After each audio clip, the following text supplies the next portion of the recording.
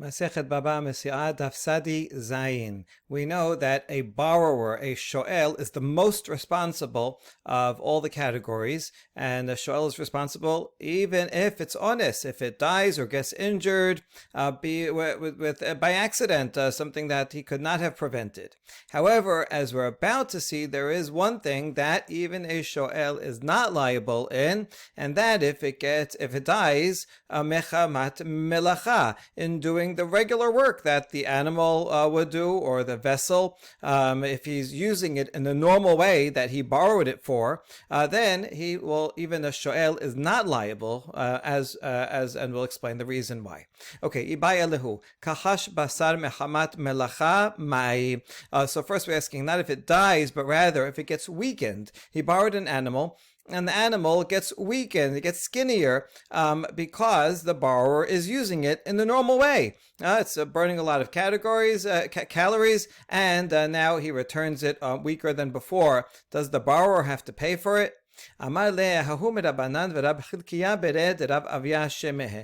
מכלה דכי מתה מחמת מלאכה מי חייב, נאמר לאו לעוקמה בחילתה שאילתה. So a certain rabbi, and his name was Rav Chilkiah, the son of Rav Avia, said, wait, is your question implying that if it dies doing normal work that he would be liable? Is that why you're asking about injury? Like you're assuming already that, if it dies while doing regular work, then he would be liable. But if it only gets weakened, then maybe he's not. But even that assumption is wrong, because the borrower can say, did I borrow this thing just to put it away under a canopy for safety? No, I borrowed the animal to work it, and therefore I was working with it normally. Therefore, even if it dies, the borrower should not have to pay, and therefore it makes sense also if it gets weakened doing regular work with it, that the reason he borrowed it, also he will not be liable. Ela amarava lami baya kachash basa mechamat melacha de patur ela afilu meta mechamat melacha nami patur tamarle lav lukma bechilta sheilta. And that is in fact the conclusion that Rava says. You don't even have to bother asking if it gets weakened because it's doing the regular work it was borrowed for. The borrower does not have to pay. That's obvious. Even if it dies because it's doing the regular work it was borrowed for, also the borrower is exempt. Why? Because he can say, I didn't borrow it just to stick it under a canopy and do nothing. I borrowed it to use it. If it's an animal, I borrowed it because I wanted to ride on it or plow with it, right? Whatever he borrowed it for. So it makes sense that he should be able to do that. And if it breaks or dies doing that very thing, then the borrower is not liable. You have someone that borrowed an axe. Here's a nice picture of a dolabra axe from his friend, and he was using it normally, and the axe broke. And so he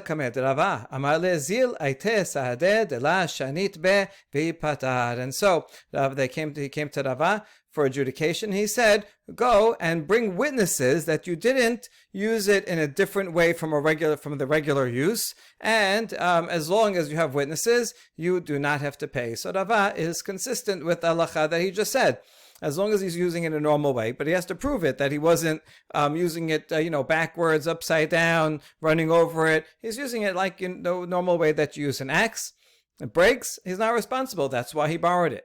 Good. Now we ask, now what if there were no witnesses? Then he would have to pay, or still wouldn't? Why does he say that you have to bring witnesses? Tashema, tahu gabra deshil narga mechabre v'itebar. Ata lekame derav, amar le zil shalim le narga me'aliyah. Well, we have a case just like that of a certain person who borrowed an axe and it broke, and they brought this to Rav. Rava was the fourth generation, Amora and Bavel. Rav is the first generation, so this would be a much earlier story. It's also a precedent. And he said, you have to go and pay the entire value of a good axe, a maliyah, a proper, very, very nice axe. So you see that Rav made him pay, apparently because there were no witnesses. If he had witnesses, he was going to have to pay, but no witnesses, go and pay for a new axe. Amar le Rav Kahana, v'Rav aseh le Rav, dina hachi v'shatek Rav. However, Rav Kahana and Rav Asi told Rav, is that really the halacha? Why should he have to pay? Wasn't he just using it in the normal way? And Rav didn't have an answer. So apparently Rav did change his mind about this. And in fact, we say v'hilcheta k'Rav Kahana v'Rav aseh demihadar le tebare u'mimalya le dememana. Now he's not totally off the hook, even according to them.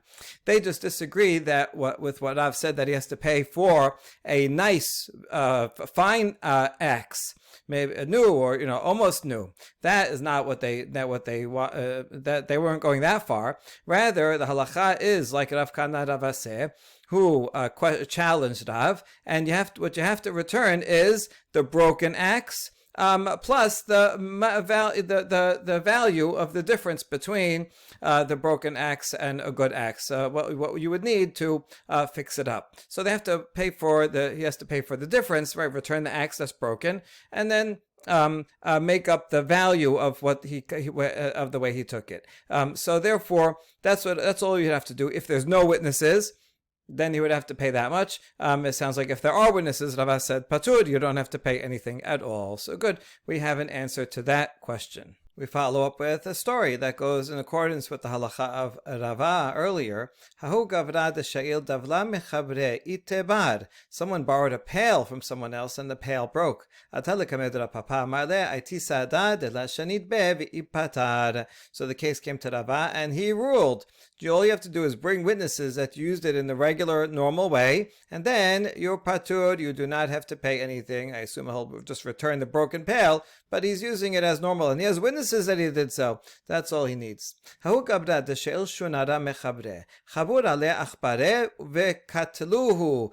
a very fun case. Someone borrowed a cat from someone else. He borrowed the cat to go and search for and eat the mice that were in his house or in his store. And so the problem is that this guy had so many mice, the mice banded up together and they killed the cat. So what do you do in that case? He borrowed it. He used it in a normal way. That's normal for a cat to kill the mice. So do we say he's patur? He used it in a normal way. He's a borrower, and it died mechamat melacha, or maybe there were so many mice there that this was too many for him to deal with, and so he used it. Is that called an unusual way? He put too much stress on the cat, more than could be expected. And therefore it's not, you can't call that mechamat melacha. So what's the law? Yatev Rav Asher v'kamei ba'yaleh. So Rav Asher was sitting and he asked this very question, what do we do? Ki hai gavna mai, what do we do in this case? Ki meta mechamat melacha dameh ola. Is it the same as an animal that died, that was borrowed and died because it's doing its regular work? Is this the regular work? Or is it not considered the regular work? Amar le Rav Mordechai le Rav Asher, hachi amar avimi mehageronya mishmed Rava, gavra denashe ketaluhu la dina ve'la dayana. So Rav Mordechai told Rav Asher that Avimi from Hageronya said in the name of Rava that this is the regular work and he will not have to pay. The bar will not have to pay. He compares it to a man who is killed by a woman, and there will be no judgment and no judge. We're talking about a case where the man is having relations with so many women that he dies of fatigue or heart attack. Are you going to blame the woman and say, oh, you shouldn't have done that? No, you're going to blame him. He should have been more careful with himself. And so that's the same thing. The cat, he's enjoying himself, eating all these mice, and now he went and ate too many mice, and attacked too many mice, and they ganged up on him and killed him. So that's not the borrower's fault. The borrower put the cat there. The cat was happy to oblige and go after the mice, and so that he died. That's called the normal mechamat melacha, and you will not hold the borrower responsible. That's one version. A slightly different version. It's not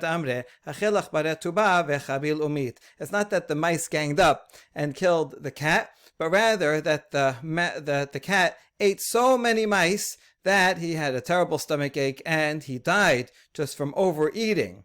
And that's the case that Rav Ashi was looking into and say, what do we do in this case? Is this considered regular mechamat melacha, is doing his job, or there was so many mice there, maybe he should have been more careful, it's going to overeat the mice, and he should have gotten multiple cats if there's so many mice at one time. Amar le Rav Mordechai le Rav Ashi hachi amar Rabbi mehageronia gavara denashe ketaluhu la dina vela dayana. There's the same answer. In this case, it's actually the answer fits the question more closely, right? Just like the cat is eating many mice and enjoying them, delicious meals, but overeating, so too, that's what Rav Avimi from Mehagronia said. If a man is killed, if many women kill a man, but not because they did anything to him, but rather because he is being so overly lustful that he dies by sleeping with so many of them, then you wouldn't blame them, but rather you would blame him. So too, this is the cat. The cat overate. But that's the normal way to use a cat, to go and get the mice, and therefore the borrower is not responsible. Amar Rava, Haiman deba'e lemishal midi mechavre v'lipatar nemale ashkeyan maya dahave she'ila be'alim. So Rava gives some good advice. If you want to borrow something and be exempt of liability, this means in terms of the be'alav imo, that you can borrow something and you'll be exempt even from ones and from geneva and aveda by having the owner be under your employment. Well, here's what you could do. Just tell the lender, hey, can you give me some water, right? Pour me a glass of water. And then by doing that, at that very moment, the lender is under the employment of the borrower, and so if he borrows the item right at that point or right after, at the same time, then that would be borrowing with the owner. And that way, if something happens to the thing that he borrows, he won't have to pay. But if the lender is smart, then he'll know how to get around this. Rava is giving the strategy, but also the counter strategy. Then the lender should say, listen, first, you borrow this item, here's the animal, and I'll get you a glass of water afterwards. And that way, the borrowing will be not with the owner, and the employment will be only after that, and that way the borrower will be responsible. Amar Rava, makre dardeke shatla tabacha v'umana safar mata kulahon be'idan abidetaihu keshe'ila be'alim damu. Rava says another law, that a teacher of children, he teaches all the kids in the village, and the local gardener, and the local butcher, and the local bloodletter, and the scribe. Some say safar mata, the scribe. You could also pronounce it sapad, the barber of the place. All these, they work for the public, and whenever they're open, whenever they are doing their work, since anyone can come into the butcher shop at any time and ask the butcher for something, or the scribe, and so on. So it's like they are working for the public. And therefore, if someone in that city borrows, let's say, an animal from the teacher of children, the gardener, so since these people are all employed by all the people of the town, therefore, if they borrow something from them and the animal dies or something, then the borrower will not be responsible. So this is a big chidush. It seems it's talking about, even if it's not that the bloodletter is working on this particular borrower right now, then for sure that would be under employment. We wouldn't have to say anything. But even if not, the fact that the bloodletter, the shop is open, he's available, he's doing work for people in the town. Anyone could go in, including the borrower could go in. So it's good that he's there. So that itself means he's under his employment, because he would have to respond at any time, and therefore it's always called be'alav imo. Amru le'Rabbanan le'Ravan. Rava already said this whole expansion. So the rabbis are building on on Rava's principle and applying it to him himself. She'il lan mor akped. So the rabbi said to Rava, you are lent to us. You are our teacher, just like a teacher of all the children in the city. that is a public servant to them and under their employment. So the students of Rava said, well, you kind of work for us, right? You're our teacher. If you go to a school, you pay tuition, and you're paying the teacher to teach these students. So Rava has to teach them. And so if they would borrow something from Rava, then and it would die, then they would not be responsible. Rava got upset about this. Amar lehu well, you're trying to take money from me? Is that what you're coming up with this? Like you want to borrow something from me and then not have to pay? Adraba, atun she'eltun li, te'ilu ana maseh ishtamute, lechu mimasechta lemasechta. Atun la masitu li ishtamute. It's the opposite, Rava explains. I am borrowing your services. It's just a wonderful philosophical meditation on who does whom a favor. Is it the teacher that's benefiting and working for the students, or the other way around? Right? Every teacher needs students to give them feedback and prompt questions and be there. It's a mutual relationship. But which one is under the employment of the other? So Rava said, you students are under my employment because I can decide which masechet I could do, this topic or that topic. I'm in charge. I'm the boss, and you follow my lead. And I can say today we're learning this, tomorrow we're learning that. You cannot deflect what my decision of what to teach. So you see that I'm in charge. I'm the boss. You guys work for me, so the other way around. If I borrowed something from you students and it died, I wouldn't have to pay you. That's what Rava said. But then the Gemara makes a compromise. V'lahi ihu she'ilehu b'yomah dechala inhu she'ilu le b'shar yomah. So in fact, it depends what the context is and when.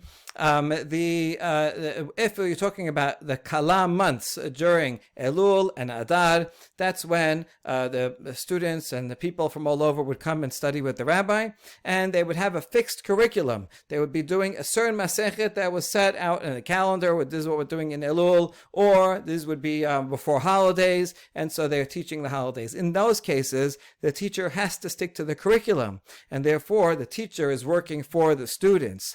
However, during the rest of the year, the teacher can decide to teach whatever they want, and therefore the teacher is the boss and the students are working for the teacher. So you see that the relationship can in fact go both ways, and you can imagine circumstances nowadays where if you're teaching in a school, so the teacher is employed by the school, is employed by the students and by the parents, and there are also cases the other way around where, let's say, students come to a teacher's home and the teacher invites them and says, okay, you can, I want you to come and help me out, and so I can teach you this subject and help me think through it. So it can be both ways. Moremor bar Chanina ogar kod naita behozai. So Moremor, the son of Chanina, rented out a mule to the people of Chozai. Nefak ledaluye teuna behadaihu pashu ba umit. So Moremor, he wanted to go and help them to load up the donkey. And later on, pashu, they were negligent with the animal. These borrowers, they hit it or whatever, and it died. So they came to Rava, and Rava said that they have to pay because it was pishia. So they were negligent, they have to pay. However, the other rabbis told Rava, hold on, but the owner was in employment with them. He didn't only lend it out, he also helped them to load it up, and that was at the same time that he lent it to them. So therefore, this is a damages, but it's with the Baalim. Ichsif, Rava was embarrassed. He realized he made a mistake, or he thought he made a mistake. But in the end, after they investigated further, they realized that the owner only went out, Moremor only went out to supervise the loading. He didn't actually pick up a finger. He didn't actually work and carry things onto the animal. He just went out to make sure that they were doing a good job. And therefore, it was not called Biba'alim. He was not under their employment. He wasn't helping. And therefore, This was just borrowing, and so since they certainly they were posheya for sure as a borrower, they would be liable. So it turns out that Rava made the right decision. Now we saw in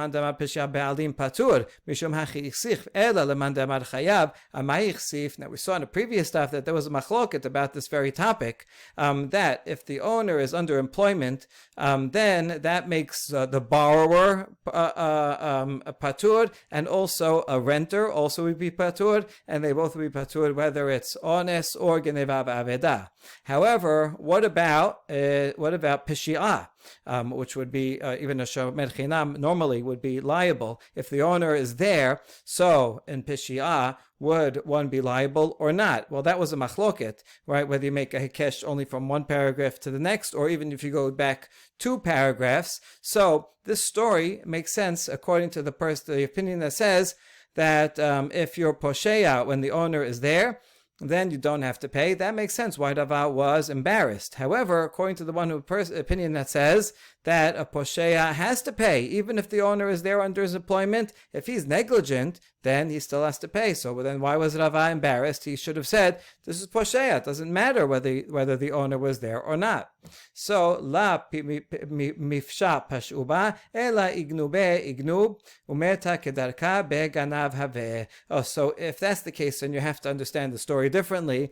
It was a story where these guys borrowed this mule, and the mule was stolen, and then it died a normal death in the house of the thief. Actually, you wouldn't need both of these, one or the other. Being stolen, that's geneva v'aveda, and meta kedarka, that's ones. And so in either case, and for both also, if the ba'alav imof, the owner is there, then he is not liable. So that was the circumstances of it, not posheya.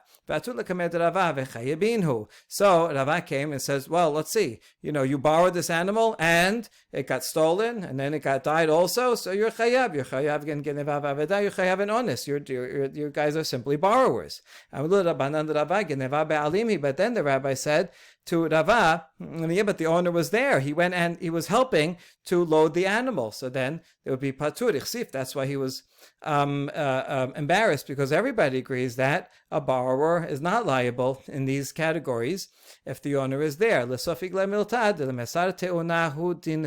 then when they looked into it further, they found that no, he only went out to supervise the loading but did not actually help with the loading, and therefore it was not biba'alim. Next Mishnah. Hashol tapara she'ala chasiyom uschara chasiyom. She'ala hayom uschara lemachar. Sachar achat ve'sha'al achat umeta. Hamashil omer she'ula meta. B'yom she'ayta she'ula meta. B'sha she'ayta she'ula meta. V'hala omer eni yodeya hayav. Somebody borrows a cow. However, he borrowed it only for half the day, and he rented it for half the day. In other words, they said for half the day, I'm borrowing it for free, but of half the day, I'll pay you for a rental fee to use it.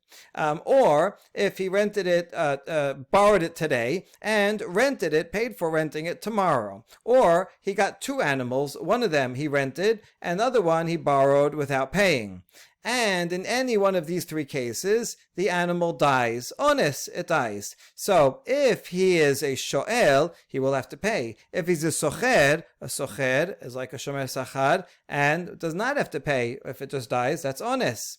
So now the problem is we don't know which time or which animal it was. So let's say one of them does know and the other one doesn't. If the lender says, I know which animal died, I recognize them. It was the one that you borrowed, and therefore you're responsible. Or the lender says, it died on the day that it was borrowed. That's when it died. Or at the time of the day, if it was half a day and half a day, when it was borrowed, and therefore you are liable. And meanwhile, the borrower says, I'm not sure. I can't tell the animals apart. I wasn't paying attention to the day or the time of the day. So since the borrower is not sure, so he's Shema, and the other one is Bari, he knows for sure that it was the borrower, so then the sure claim is going to win, and therefore we have to assume, in fact, he was a shoel, and the shoel is liable for ones, and he has to pay.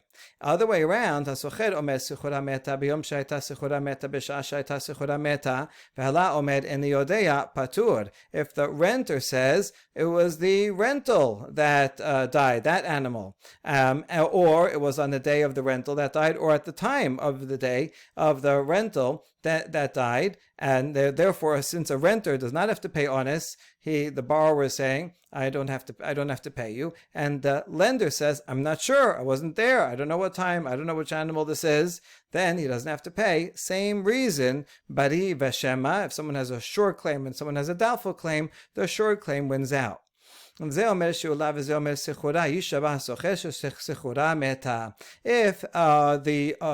owner, the lender says it was the one that you borrowed, that's the one that died, and the borrower says no, it was the one that I rented, or the time, and so on, so they both have a sure claim, bari and bari, well, then we have a principle that so the renter is not going to have to pay unless the lender has proof. Nevertheless, his claim is enough to trigger a vow, and so the borrower, renter, has to make a vow that he is sure that it was in fact at the time that he rented it, and then he won't have to pay. And the last case, if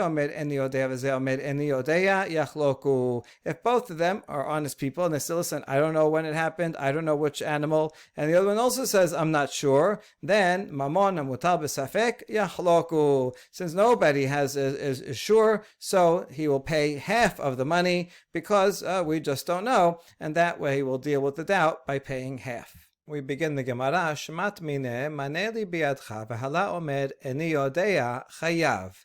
We can derive from this Mishnah that if someone comes and claims, you owe me $100, 100 dinar, and the other one says, I'm not sure, maybe I do, maybe I don't know, then he has to pay. In other words, we're comparing this case, the opening case, where he says, listen, you were the shoel at that time, and therefore you have to pay me for honest, and the other one says, I don't know, so bari veshema, then he has to pay. And so, just like that's true regarding a borrower, same would be true regarding someone who lent out money and is claiming that he has to be paid back. Lema tehevet yubtad Rav Nachman ditmar maneli biadcha v'halamer eni yodea Rav Huna v'Rav Yehuda amre chayav Rav Nachman v'Rav Yochanan amre patur. So if that's a correct derivation from our Mishnah, then that would be a challenge to Rav Nachman, because we have the following machloket. If someone claims you owe me 100 dinar, and the other one says, I don't know. So Rav Yehuda and Rav Yehuda say that he has to pay, so that's good. That goes along with our Mishnah. However, Rav Nachman and Rav Yochanan say, no, he does not have to pay. So how is Rav Nachman going to explain our Mishnah? And the answer is Kedamar of Nachman. Kigon sheyesh Isaac shebua benehen hachaname. Kigon sheyesh Isaac shebua benehen hechi damer Isaac shebua kedarava damarava. Maneli biadcha vehala omer en lecha biadi ela chamishim vashar eni yodea mitoch sheno yachol lishaba meshalem. So we can answer Rav Nachman here in this case. That is talking about a situation where there is a matter of an oath between them. Rav Nachman said that to answer a different question, so we can apply the same thing here. Now, what does this mean? A matter of oath between them? Oh, Rava explains what the case is. Someone claims you owe me 100 dinar, and the other one says, no, I only owe you 50. That's for sure. I definitely owe you 50, but the rest, I'm not sure if I owe you or not. Now, if he would say, I owe you 50, but I definitely do not owe you the other 50, that would be a case of modeh b'miksat. He's agreeing. Yes, the other one claimed you owe me 100. The other one said, you're right about 50, I owe you 50, but not, I don't know, that's it, I don't owe you the other 50. Modeh b'miksat, he doesn't have to pay, but he does have to make a vow on the rest of it. As long as he makes a vow, he doesn't have to pay the part that he is rejecting. The problem here is because he says, I don't know, so he can't make a vow, I definitely don't owe you the other 50. So if he could vow, then he would not be liable. But he can't vow because he doesn't know. He can't say a lie. He doesn't know that if he does, he doesn't know if he doesn't. Since he can't get out of payment by making a vow, therefore he has to pay. In the case of our Mishnah, it's the same thing. Since if the borrower knew for sure and says, no, I was a renter at that time, and therefore it's honest and I don't have to pay, so then he can make a vow, right? That is in fact the case, as we see a vow in later on in the Mishnah. In this case, he says, if says I am sure, and the other one also says he is sure, he makes a vow and then he doesn't have to pay. Fine, if he would make a vow, then he wouldn't. But since he doesn't know, he can't make a vow. Since he can't make a vow, he cannot exempt himself with a vow, and that's why Rav Nachman says he has to pay. We'll continue more with this discussion tomorrow. Baruch Adonai Le'olam. Amen ve'amen.